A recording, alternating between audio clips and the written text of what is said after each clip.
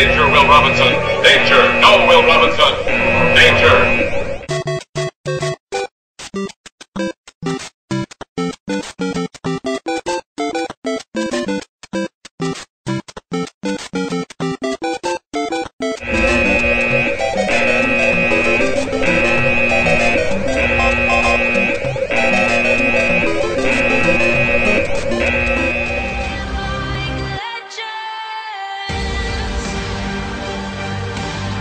Hey guys, this is Carla and I'm back with another book ending. First I have to warn you though, I don't know if you can hear my fan. It's on at maximum right now. If I suddenly start like getting really sweaty through this video, I'm sorry.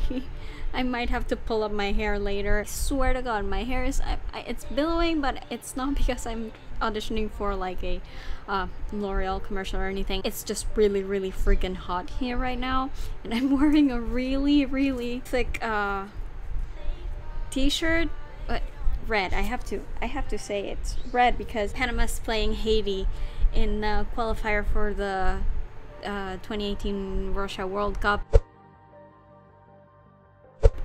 Tonight they're playing, so I'm wearing red in support of, you know, the red tide is going to take it. I know that's an unfortunate nickname. In our defense, we don't actually use that euphemism in Spanish, or at least not here in Panama. So anyway, Panama's playing Haiti, so I'm wearing red in support.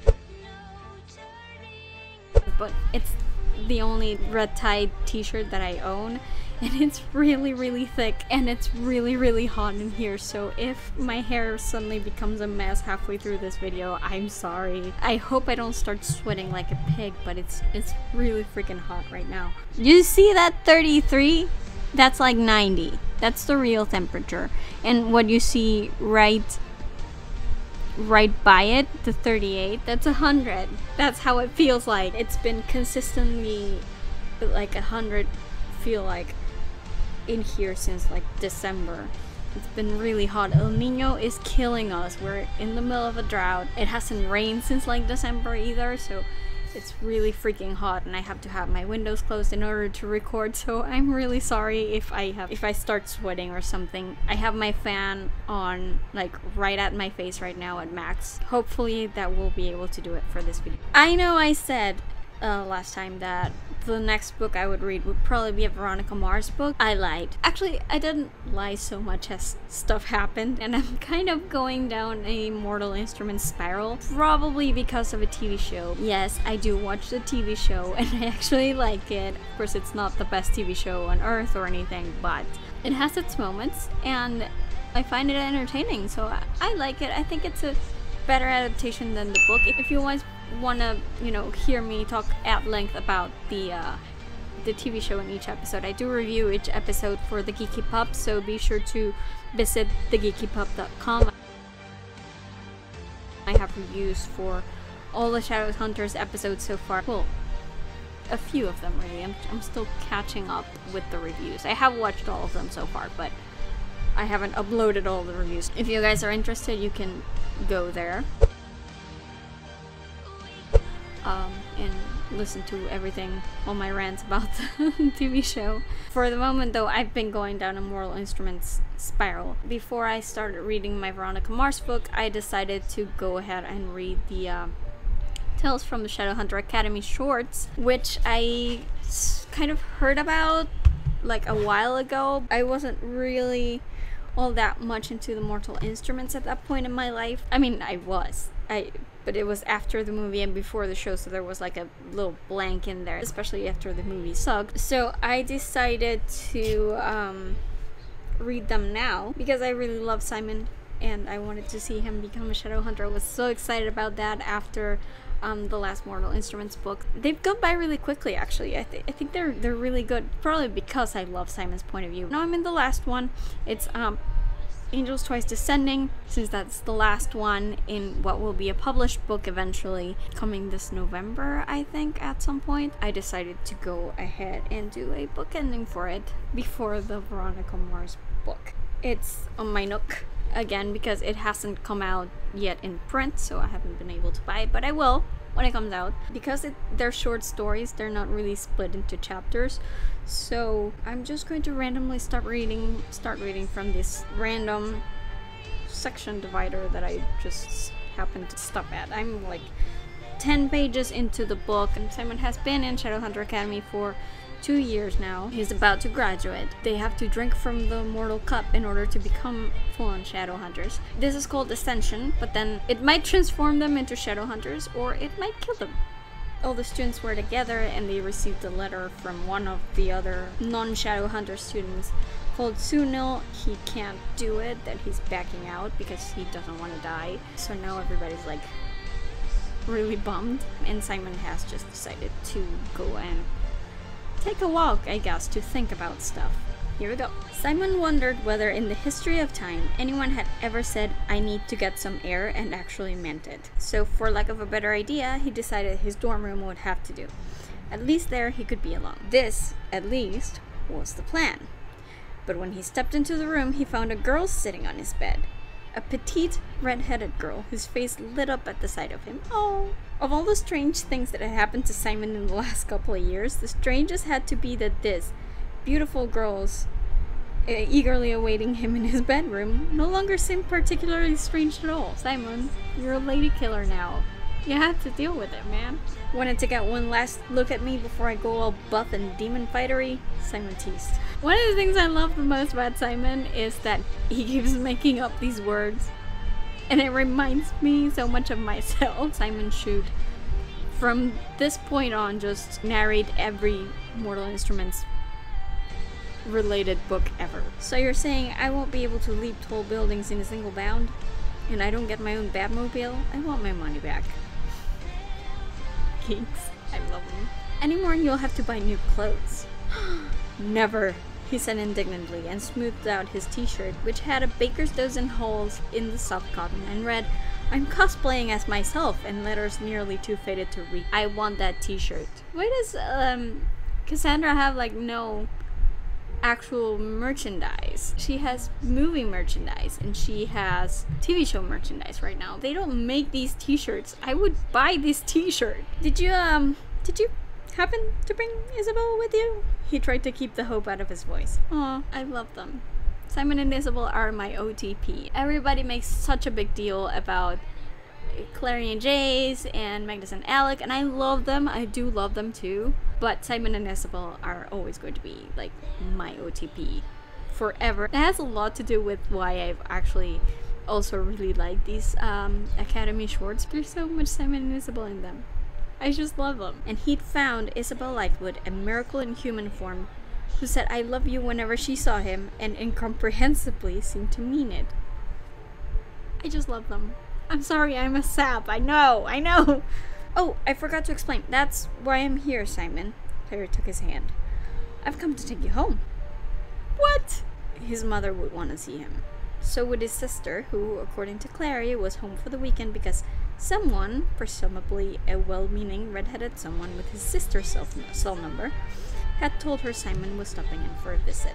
Have I mentioned that I really love Rebecca? Simon's mom is fine, apart from the whole kicking your son out of your house because he's a vampire thing. She's okay, but I really love Rebecca. I have no idea why I love her so much. I don't know, I really like her. Sed lex dura lex. The law is hard, but it is the law. Lex sucks, Simon thought. What? No, it's fine.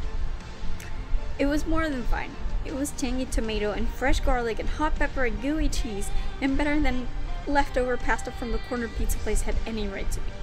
It tasted like actual food, which already put it head and shoulders above what he'd been eating for the last several months. By the way, I have to add that I really freaking love the fact that the Academy is like a big mess of a place that has atrocious food and like little critters in the walls and stuff like that. I really love it. Okay, it makes me laugh every time. Mrs. Klein had been the bane of his existence from 2nd grade through 5th.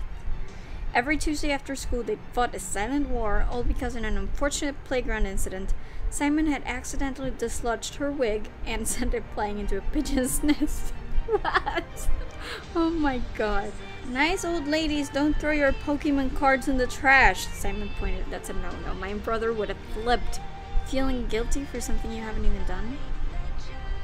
I can't say why, Simon, but I feel like I've betrayed you in some terrible way I can't remember. This is weird. She shouldn't remember, I guess. Memory spells in this book series are not all that great. And despite the fact that there was no one to appreciate his flawless Schwarzenegger accent, he swore his oath aloud. I'll be back. Simon, you're such a doofus. It gave him a headache thinking of himself as so many different people. That's a good point. Simon wandered down Flatbush, soaking in the familiar noises of New York at night. Sirens and construction drills and road rage honking, along with the slightly less familiar sounds of glamoured fairy hounds barking at the pigeons. Fairy hounds? How does that work? Wait, how did I know that? Simon thought. The answer came to him on the heels of the question. He knew that because in some other forgotten life he had lived here. He and Jordan Kyle had shared an apartment in the crumbling red brick building on the corner. A vampire and a werewolf living together. It sounded like the beginning of a bad joke, but the only bad joke was that Simon had practically forgotten it ever happened.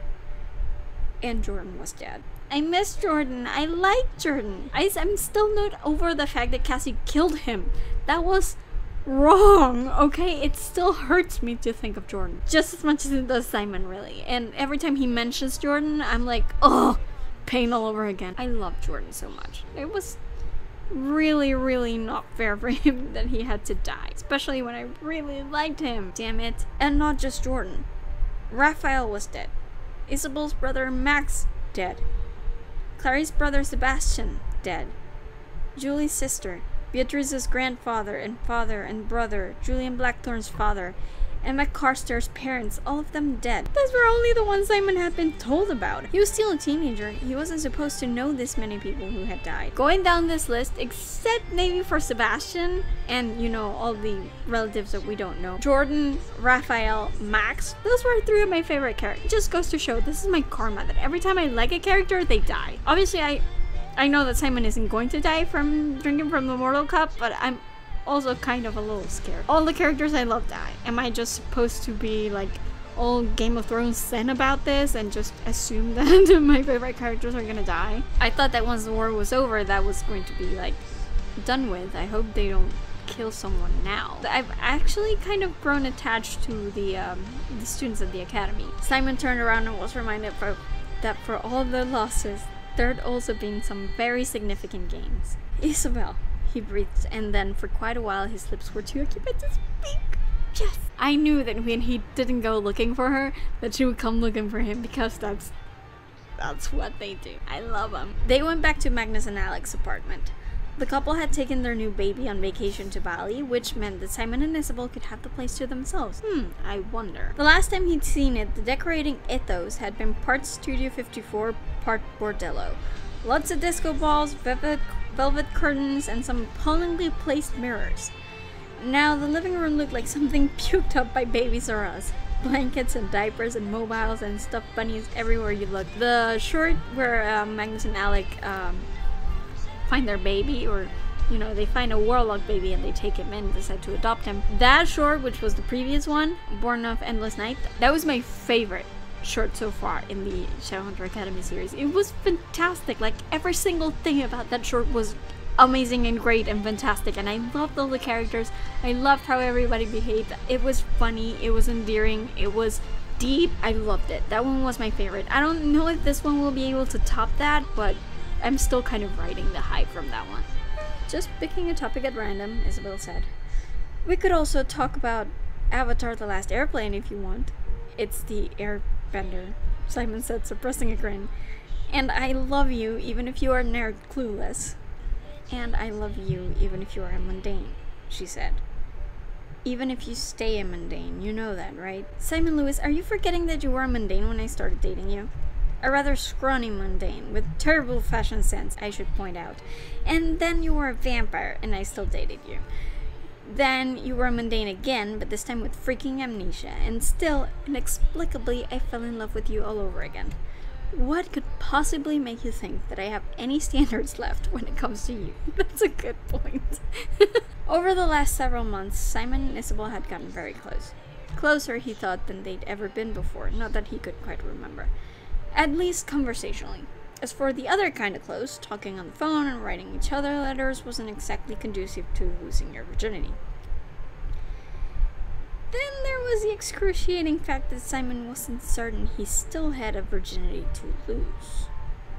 All this time he'd been too embarrassed to ask. "Are you kidding me?" Isabelle asked. Simon could feel his cheeks burning. "You're not kidding me." "Please don't be mad," Simon said. Isabelle laughed. "I'm not mad. If we'd had sex and you'd forgotten, which, by the way, I assure you, would not be possible, demon amnesia or no demon amnesia, maybe I'd be mad." What? It's good to know. We kind of knew, I guess, but there's been like little intervals of time where we didn't actually see what they were doing. I mean, I assumed. I can't imagine it would have been any easier for Simon. All these things people kept saying would come naturally to him usually came with bumps, bruises, and more than once a face full of manure. But he had tried none of those things with Isabelle by his side, or in his arms, and as it turned out, that made all the difference. I'm really happy. I'm really happy right now. I'm really happy for them. They're so cute. I love them. And I'm so happy that they're finally together, like for good. Because there was always some sort of obstacle in the way. And that hurt me bad. Good morning, George mumbled, tucked beneath the covers. I know George is Scottish. I can't do a Scottish accent, so I'm not even going to try. I've gotten better at recognizing it, but I can't do it. I'm not very good at doing accents. You probably know from my last try. So I'm just gonna read as is. Just imagine it's a really sexy Scottish accent. Would this be a good time to tell you that John Cartwright 35th seems to have done his business in your t-shirt drawer? John Cartwright the 35th. I love that they named the rats after John. Never not funny. Not with sandals, Simon said promptly. He hadn't dated Isabelle all these months without learning something about proper footwear. Never with sandals. Kids, don't wear socks with sandals. Don't. It's not a pretty thing. There would be no graduation ceremony, no mugging for cameras with proud parents, no yearbook signings or tossing of mortarboard caps, just the Ascension ritual, whatever that meant, and that would be it. The end of the academy, the beginning of the rest of their lives. It's the very end of high school theme. "You're my best friend, you know," George said without looking up. Then quickly, as if to forestall argument.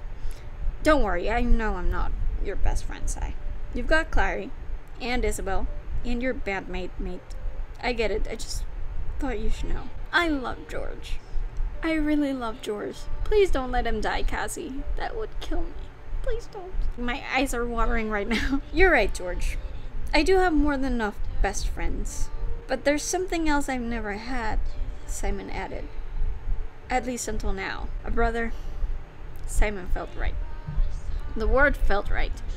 Not someone you chose, someone the fates assigned you, someone who, under any other circumstances, might never have given you a second look, nor you him.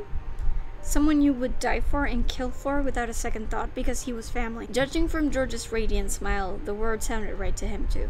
Even John Cartwright looked proud of, and a little nervous for, the mundanes at the front of the chamber. And when Simon caught him locking eyes with Marisol and pressing 2 fingers to his lips and then his chest, it seemed almost right.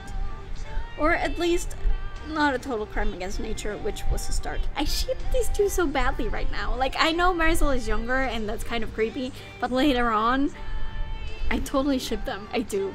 I can't help it. I'm just one of those people that finds ships wherever, and then I can't get them out of my head. After the last couple of shorts, I actually really developed this need to see Marisol and John together. Maybe we'll see that later on. George's parents, who were Shadowhunters by blood if not by choice, could have attended, but he'd asked them not to. "Just in case I explode, mate," he confided to Simon. "Don't get me wrong, the Lovelaces are hardy folk, but I don't think they'd enjoy a face full of liquefied George." See why I love George?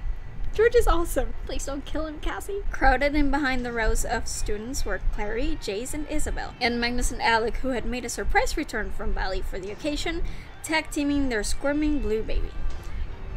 All of them, even the baby, were intensely fixed on Simon as if they could get him through the Ascension with sheer force of will. Aww, they're cute.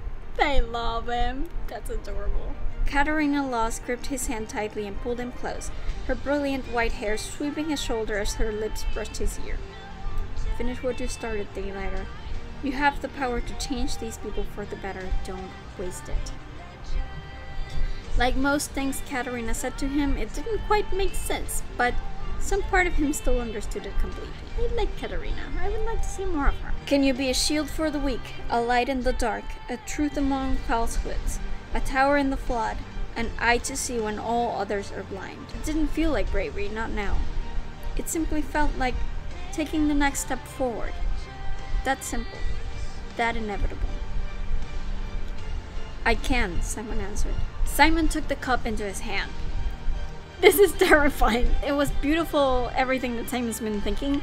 I am now terrified. I know Cass is not gonna kill him. I know he's going to be a Shadowhunter, but still, it's like the tension in the movie, the music in the background, and him just pausing, and it being like interminable tension. That's me right now. Drink, the consul repeated quietly, a note of humanity creeping into her voice.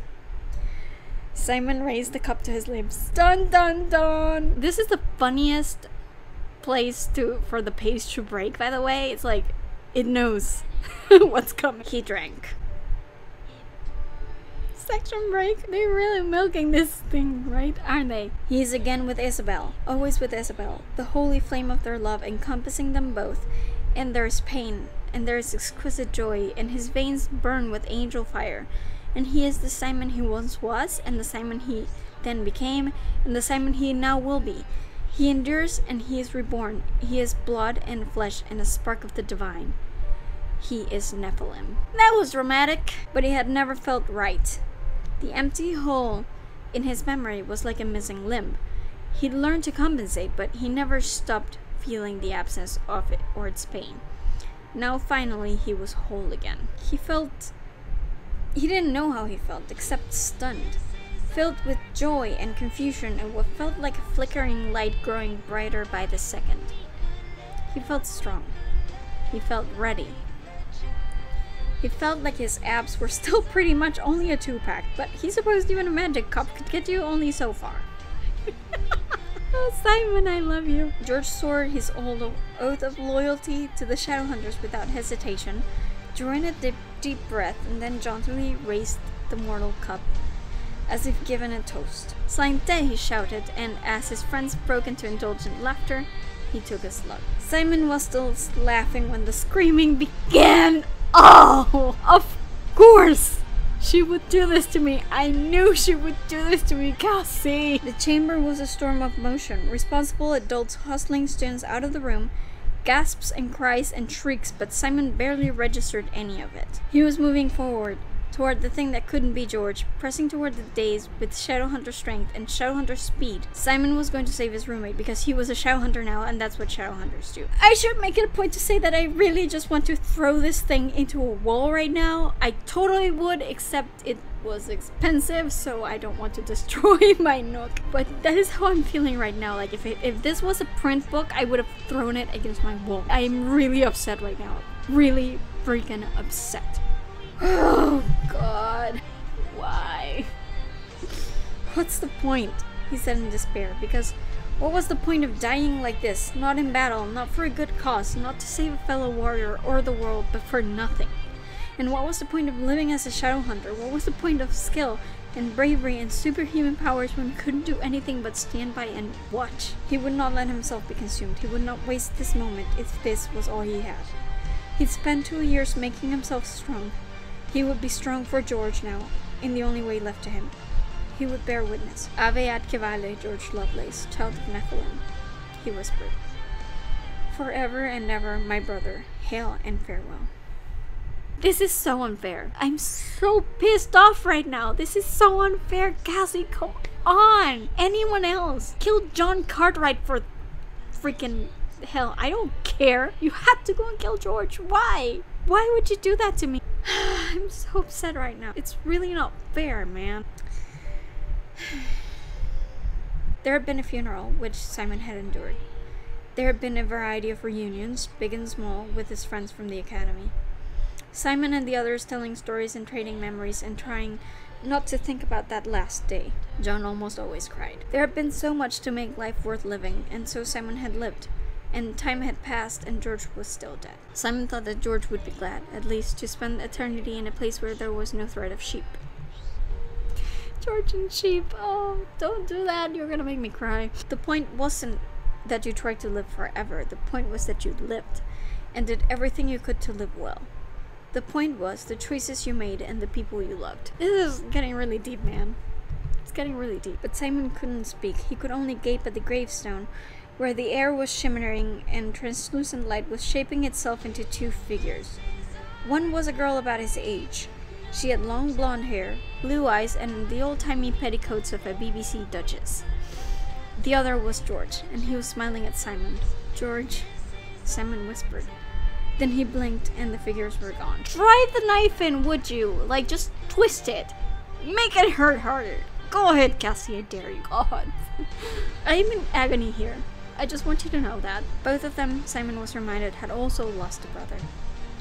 And both of them cared about more than just why? And both of them cared about more than just bloodlines. Both understood that family could be a matter of choice, a matter of love. So did Alec and Magnus, who'd taken someone else's child into their home and their hearts. So did the Lightwoods, who'd adopted Jace when he had no one else. And so did Simon, who was now a Shadowhunter himself, who could change what it meant to be a Shadowhunter just by making new choices. Better choices. He understood now why he'd felt the need to come here, almost as if he'd been summoned. Not to say goodbye to George, but to find a way to hold on to a piece of him. For one blurry-eyed moment, he thought he saw George grinning through the mist again, and then he was gone. George Lovelace was gone. But Simon Lovelace was still here, and it was time to make that count. Let's go home. And that's the end. Oh God, I don't even know what to say, man. On the one hand, I feel really freaking angry that Cassie had to go and kill George. That is the one thing I asked for since day one. I said I freaking love George Lovelace. I want him to be the best Shadowhunter ever, and he should be amazing. And he deserves everything, and I want him to succeed, and I want him to be BFS with Simon and just be awesome. So of course, because I love him so much, Cassie has to go and kill him. Ugh! Authors, why are they so evil? And I say this as a writer myself. How can you even do that? I don't even understand how it's easy for them to kill a character that has been with them for so long and has practically become their baby. I don't even know. I'm so distraught right now. Sorry guys, I'm not making any sense. I really love George, okay? I'm really, really sad right now. It's just goes to show how books can affect you, that I'm probably going to be depressed for like the rest of the weekend at least. I really love George. He was awesome. I really liked him. It just sucks, you know. I get why someone had to die. It wouldn't be realistic if all of them made it. I get it. I get it, Cassie. I'm not blaming you, but I am blaming you in a sense. It had to be the one guy I really liked, right? I'm sad. I'm really sad right now. Really lovely that Simon chose his name. I mean, as soon as George died, I knew he was going to do that. It wasn't like completely out of the blue. Like the big shock was the death. As soon as that happened, I'm like, okay, Simon is going to take his name. I know that. It's really lovely, and it makes me love Simon all the more. It's kind of making it official that he and George are siblings. If not by blood, then just by friendship. But it really sucks. I'm really going to be depressed for the rest of the week. I couldn't let it end happily, Cassie, really? Just let it end happily for once. God. You know, Simon could have taken his name while George was alive, too. This is a sign that we're actually brothers. No, you had to go and kill him. It really sucks.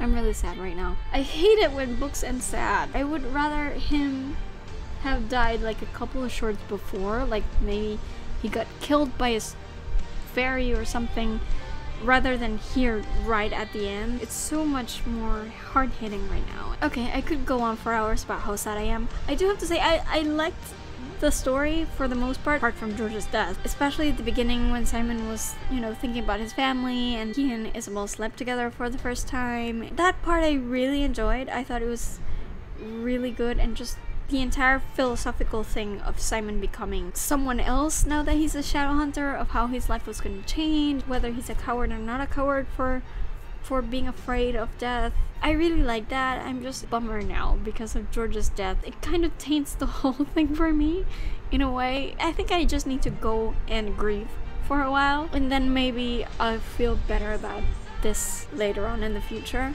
because it really was a good story, and I do understand why George had to die. I think I saw it coming a little, just because Cassie was making me like him so much that I kind of just assumed that he was going to end up dead. Sorry that this video turned into such a downer. I guess that's life. I can't really do anything about it. I'm gonna miss George. I'm gonna miss him a lot. Every time Simon mentions his name, I'm gonna think of George and just think of how great he would have been as a Shadowhunter. I'm just gonna go and grieve about it for a bit, and hopefully I'll feel better about this one later. I mean, I still love all of Cassie's books. Really, it's just a bit of a downer. Now I'm gonna say all those things that I always forget to say in these videos, but I'm gonna say them now. If you like my videos, then please subscribe to my channel down at the bottom. Visit regularly my website Bookend.i.ng or Bookending. I will have all my videos there, but really do subscribe. That's the fastest way to know whenever I uploaded something new. I think I might have some sort of giveaway soon, so stay tuned for that, because you could get something really cool from me. I have a new project coming up. It's a different YouTube channel. It's called freakingnarnia.com.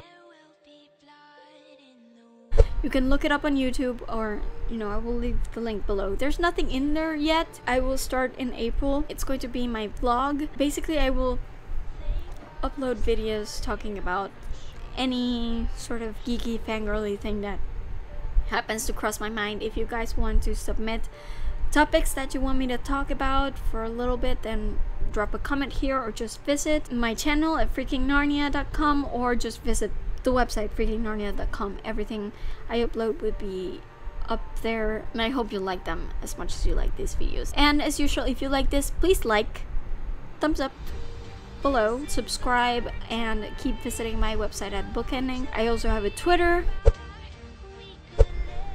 for Bookending, so you can find me at on Facebook. Also, all the links are down there, so please do that. I would appreciate it a whole lot, and it will really help me know if you guys are liking these videos. I love sharing them with you, and I would love to see what you think of them. Like, subscribe, comment below. Did you read this book? What did you think of the ending? What did you think of George's death? How are you feeling about it now? Has it gotten any better since you read it? Did you share my feelings about it? Let me know in a comment below. I will see you guys whenever I finish reading my next book, which will most likely be that Veronica Mars book that I've been talking about in 2 videos by now. I'm gonna go cry in a corner. Bye, everybody. Damn, my hair. I can't take it. What is it with City? They also did that in the TV show. Oops, camera moved. Ugh. I get the feeling that my camera just went wonky. I don't know why.